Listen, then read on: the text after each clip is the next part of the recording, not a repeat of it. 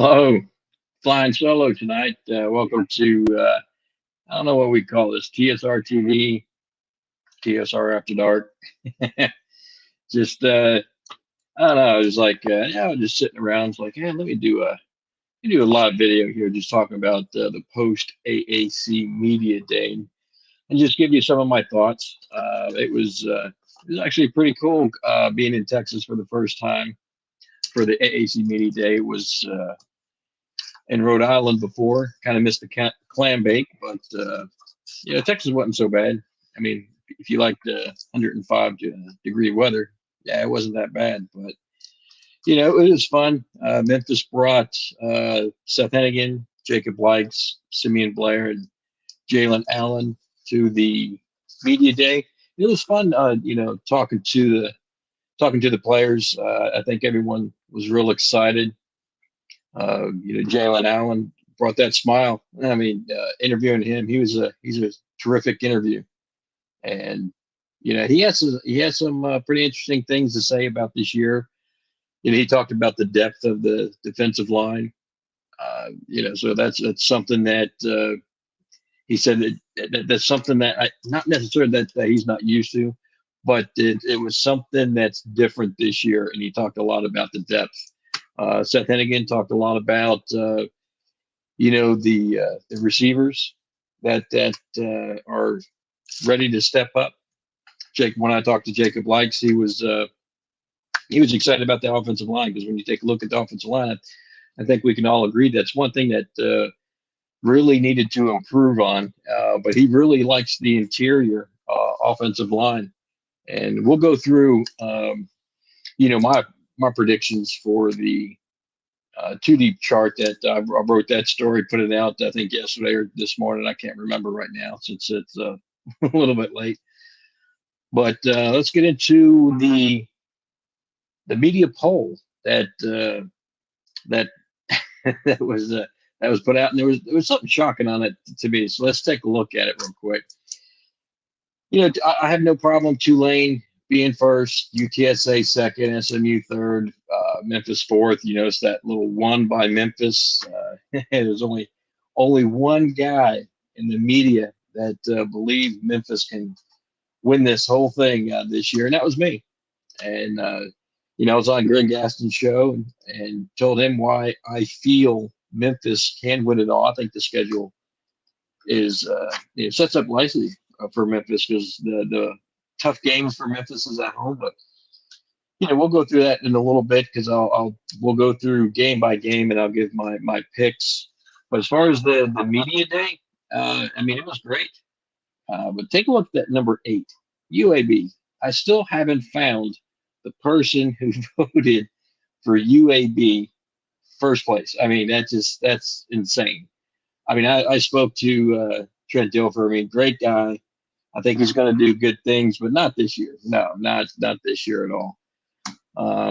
So let's go through the picks real quick. This isn't going to be a long episode. It's going to be very short since it's late at night, and I'm just doing this on the whim, just having fun. But let's take a look at the schedule here, and this is when you take a look. I mean, it sets up so nicely for Memphis. Now, when I did my picks, if you go to TigerSportsReport.com, it's in our message boards. If you're not a member, go ahead and sign up. If you're a Highline 100 member, we have a special promotion right now where you get your first year for $25. Use the promo code H100. But take a look at that first game. I think everyone agrees that first game is going to be a win. I think it's going to be a complete blowout. And this is something I want to see, some backups to play. Let's get Tevin Carter in there. Let's get him some playing time, because God forbid anything happens to Hennigan, you don't want to throw in your QB2 out there with no experience. So I think this is a game that Tevin Carter should play at least in the fourth quarter.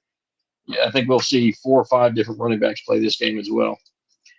Going to the next week, Arkansas State. I don't think it's going to be an easy win, because Arkansas State, especially at Arkansas State, it'll pose some challenges there. But still, it should be a win. Memphis on paper, Memphis is the better team. Going to the next game, Thursday, September 14th, home against Navy. Yeah, Navy's tough, man, with that triple option. But it's a game Memphis can win, and I do have them winning. So at this point, I have them 3-0, 1-0 in conference with that Navy win. Next up, you travel to Mizzou. It's supposed to be a home game. Won't rehash that one, but, Drinkwitz, will play anybody anywhere. And obviously that's not true, but since they moved the game to St. Louis. But this is a game, I think Memphis is going to be up for this game. But as of right now, I have it as a loss right now. I think Memphis can keep it close, but right now, let's just say this is a loss. So at this point, I had Memphis 3-1. They come back home and play Boise State. That's a winnable game. I know it's going to be a good game, but Boise State has a tough opening road before they get to that Memphis game. They open up at Washington, then they host UCF, and they also host North Dakota, which is pretty good FCS team. And they travel to San Diego State, and then they come to Memphis. So I mean, it's quite possible that Boise State's going to be 1-3 when they come to Memphis. So as of right now, I have that as a win for the Tigers, and they'll be 4-1 at this point. They have a bye week, and then that first game, I think this is going to be a pivotal game, Friday, October 13th against Tulane. It's going to be a tough game, but when you take a look at these teams, for the past 6 years, I believe it's been alternating wins. Memphis, Tulane, Memphis, Tulane, and Memphis, Tulane, and Tulane won last year, so it's Memphis' turn, and they're playing at Memphis. So to me, that should be an easy win. Now, I just say easy one, but it should be a win. Then they go at UAB, Battle of the Bones. I mean, that's back. Trent Dilfer, he had some lively things to say at the media day when I was talking to him. His first thing is, let's pour some gasoline on this fire. He loves this rivalry, and he should. UAB owns this series. I mean, 10-5, but not this year because Memphis on paper they're just a better team. So at this point, I have Memphis being 6-1. Then you go at North Texas, the Mean Green. I don't think they'll pose a threat this year. So I have it as a Memphis win. So Memphis is going to be 7-1. Then you come home and you're against South Florida. I think Alex Golish will do well at South Florida, but this is his first year, and it's going to take him a couple of years to get South Florida where they were back in like mid-2000s, where they were really good. And I think they were ranked number 2 at one point. But that's going to be a win. So, I mean, as of right now, you're looking at it, and Memphis is 8-1, and that's not far-fetched. I mean, you look at this schedule, like I said, it sets up nicely. November 11th, you're at Charlotte. Charlotte's awful, folks. I mean, I don't care how many times their head coach pounds his fist on the podium and says he's going to remember that they were picked last. I mean, they should be picked last. They were picked last, and they will finish last. So Memphis should win that one easy. So they're 9-1 at this point. Next is your second tough game in the American Conference. It's home against SMU. Listen, if Memphis is 9-1 going into this game, I mean, that's the confidence will be sky high. So, I mean, it should be a great game. And, Memphis plays tough at home. And, before SMU gets to the Memphis game, they have to go through, I mean, earlier in the season, they're at Oklahoma, they're at TCU, they're at East Carolina, which is not an easy place to play. So they have some tough games, so they could be banged up. But as of right now, I have this as a win for Memphis, and that's going to be 10-1. Then you travel to Temple to finish out the season, and I still say Joey still caught it, and they win this game. They're 11-1. I mean, tell me I'm wrong. Show me where I'm wrong, because this is all I mean, it's all right there for Memphis, and the players know it. When I was speaking to them at the AAC Media Day, they know this is an opportunity to really shine because you don't have UCF, you don't have Houston. They're off the schedule. They're off to bigger and better things. So when you take a look at this American Conference, I mean, any of the top four teams. Let's take a look at that media poll again. Really, Tulane, UTSA, SMU, and Memphis. Any one of those teams can win the American Conference this year. Tulane, when you take a look at their schedule, they have two games against the top four, in the AAC. So they have to play at Memphis, and they're home against UTSA. I think they can go 1-1. I think they'll lose to Memphis, but it's quite possible they can beat UTSA. You take a look at UTSA's schedule; they only have one tough game against the top four opponent in the AAC, and that's Tulane. So, and I think since it's at home, I give the slight edge to UTSA. When you take a look at the SMU schedule, they have one game against the top four opponent in the AAC, and that's Memphis, and they travel to Memphis. So that's why I say, I like Memphis's schedule. Everything sets up nice for them. So when I have Memphis playing UTSA for the conference championship, and I think Memphis can win. I mean, it's all right there for them. Then, we'll see if I'm right. We'll see if I'm wrong. I've been wrong before, but I really do. I really like this Memphis squad. I've said it before on Greg Gaston's show that, everything that there was a question mark on for all the positions except for tight end, because I think tight end is one where, you're really going to need this fall camp to see what shakes out. But you had question mark on offensive line. They went into the transfer portal and they got some offensive linemen. I think Marcus Henderson, I think he'll battle for, starter at right tackle. We'll see. But, they went to the portal and got some wide receivers. So Demir Blankumsey, I'm really high in this kid. I think he's going to shine. Tusky Dove from Missouri, same high school as Seth Hennigan, a little older than Seth, but they didn't play with each other, but they obviously in the same high school. So there's camaraderie there. So the wide receivers, they, in my opinion, they hit home runs in the transfer portal. That a little bit different than years past. Simeon Blair, they needed help at safety with Quindell Johnson graduating and off. You got Simeon Blair. He was at the AAC Media Day. He was a great interview. He's very, very excited about this season. His production, I think, is going to go, through the roof. I mean, he was very productive for Arkansas. And, I think with the level down, because, I mean, let's face it, AAC is not the level of the SEC. I mean, so he's playing, a step down in competition, but he's not stepping down in his talent. I mean, he's good enough to play in the SEC. He's definitely good enough to play in the AAC. So let me take a look at the two deep chart that I wrote about. Oh yeah, it was earlier today, I believe I put it out, predicting the two deep chart.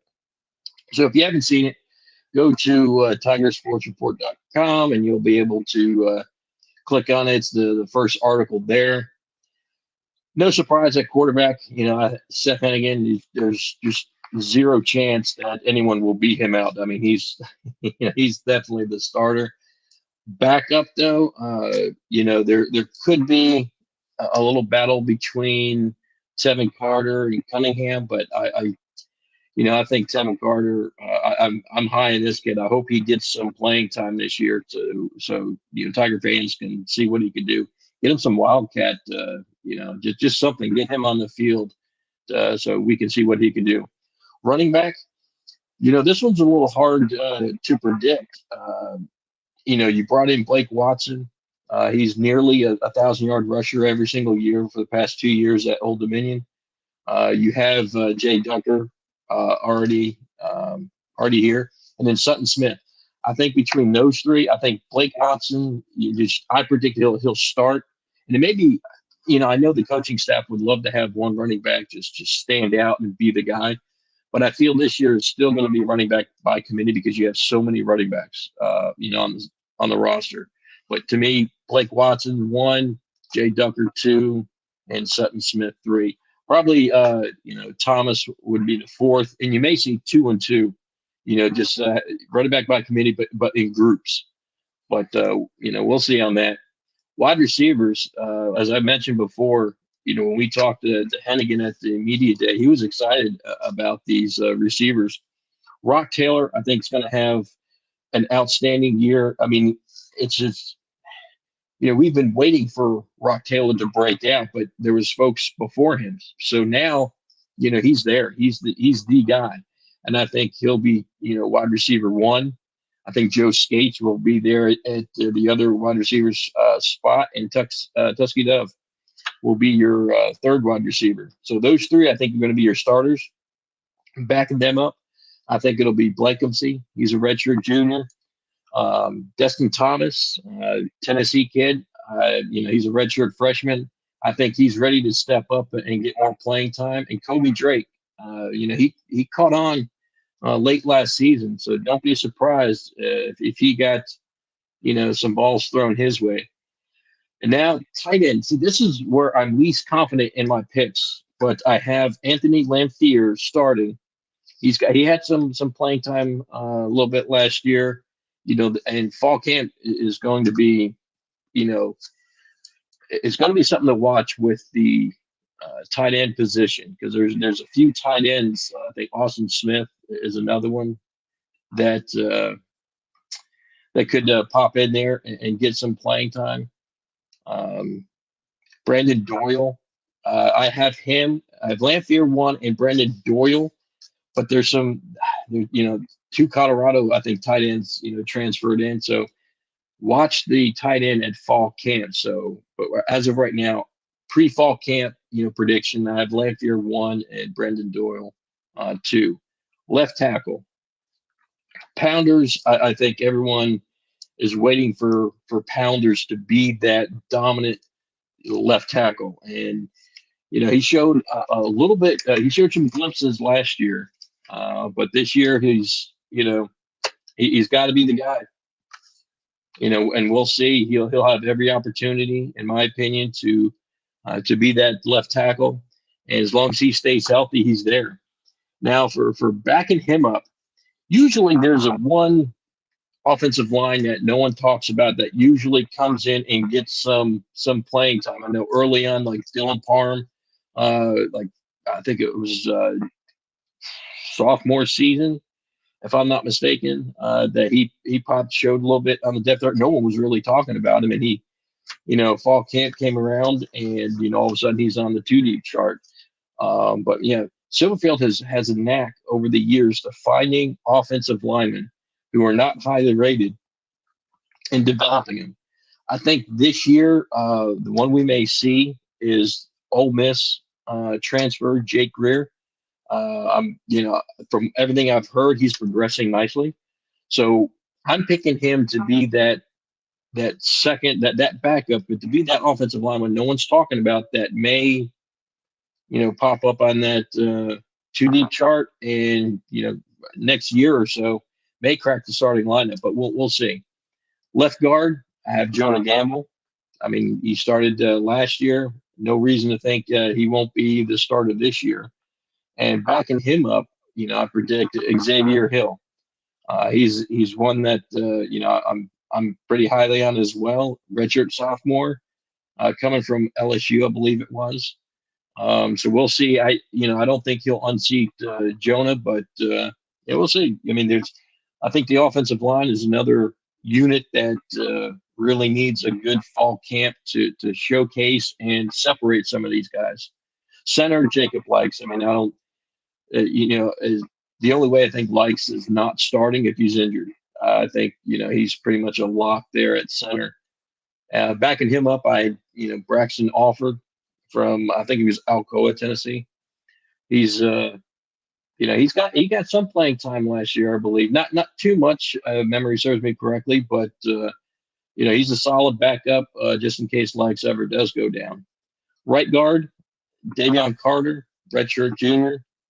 I hear nothing but great things, coming from the spring camp.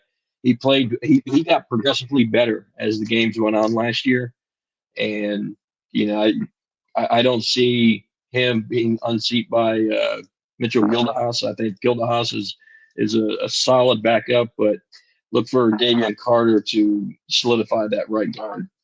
Right tackle, and this is where the battle's going to be, in my opinion, for the offensive line.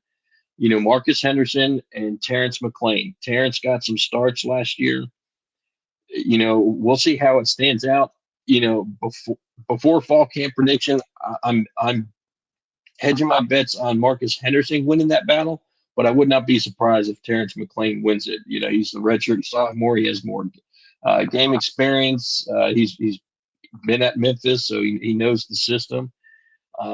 So look for that battle to be a fun one to watch. Going on the defensive side, defensive end, Kermonte Hamilton, redshirt junior. It's been a while since Memphis had a dominant defensive end that just really could take over a game. Martin Ifedi comes to mind, I think, is the last one that could really, be a game changer. I think Hamilton has made big strides, and look for him to have a fantastic year. I'm really excited about this. All the defense, nose tackle. I can see Zy Brockington. He got some playing time last year. He could be the starter, but Derek Hunter, is one I'm predicting that will be the starter. But again, fall camp, we'll just have to wait and see how it shakes out. Defensive tackle, Josh Ellison, the kid came over from Oklahoma. Nothing but good things I hear from him. Dominant, force down there on the defensive line. He had it's something Memphis really needs, this defensive line, to get after the quarterback, get some pressure. And, if you get some pressure on the quarterback, that kind of relieves the DBs. I know I've been harping on the secondary last year, and I even said that the secondary needs to step up more than the defensive line. But, I think I've changed my tune on that. I think the defensive line needs to step up more than the defensive backs this year. But Josh Ellison will help that. And I think Joshua White, the redshirt freshman, I think he'll get the backup slot defensive tackle. At the other defensive end, I have Jalen Allen. He was at the AAC Media Day. He has an infectious personality. You can't help but to smile when you're around him. He loves the game. Look for him to have another big year. Backing him up, I have Jalen Joyner, the defensive end that came over from FAU. Outside linebacker, or weak side linebacker, or whatever you want to call it, but just the linebacker on the outside. Chandler Martin, redshirt sophomore. Coming from ETSU, I think this kid is going to shine at Memphis. He had a great year at ETSU.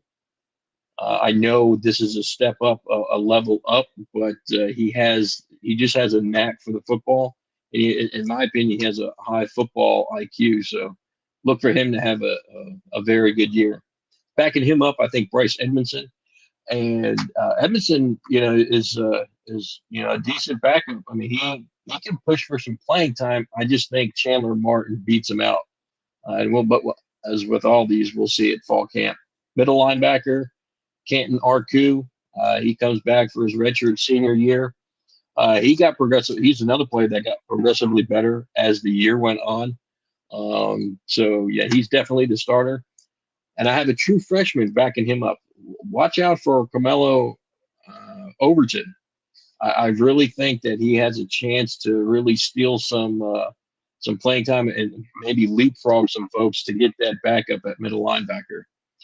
The other outside linebacker, Sincere Evans, fifth-year senior. He had a decent year last year, tackling machine. Look for him to be that starter. Backing him up, I have Derek Smith. He's a redshirt sophomore. Now we go to the cornerbacks, and here's where one that I know, is can Greg Ruman, is he going to be a cornerback or he's going to be a safety? We'll see, because he can play anywhere in the secondary, Greg Ruben. So with the, I know Simeon Blair's coming in, and he's going to take one of those safety spots. I just feel, I'd like to see what Greg Rubin can do at safety, and so we'll see if he does play safety. So I don't have him at cornerback. So at cornerback pre-fall camp, I have Davian Ross. He's a senior. Backing him up, I have Cameron Smith. The other corner spot, I have Malik Feaster. He played at Jacksonville State and FSU for a year, but coming over, I think he can take a spot there. But Julian Barnett, I know he's been at Memphis for a year or two, and we're waiting for him to really pop. And I know when he came from, I think Michigan State, there was high hopes for him. Just hasn't developed or hasn't had the playing time or the impact that many fans had hoped when he came over. So we'll see if this is the year that he has a breakout season. But as of right now, pre-fall camp, I have him backing up Feaster at cornerback. And the safeties, as we said before, Simeon Blair, and I have Greg Rubin as the other safety. But backing them up, I have Jalen Johnson, redshirt sophomore, and Joel Williams. So what do you think? If you disagree with me, come to the Tiger Sports Report message boards. Tell me if I'm right, tell me if I'm wrong, and give me your thoughts on the year.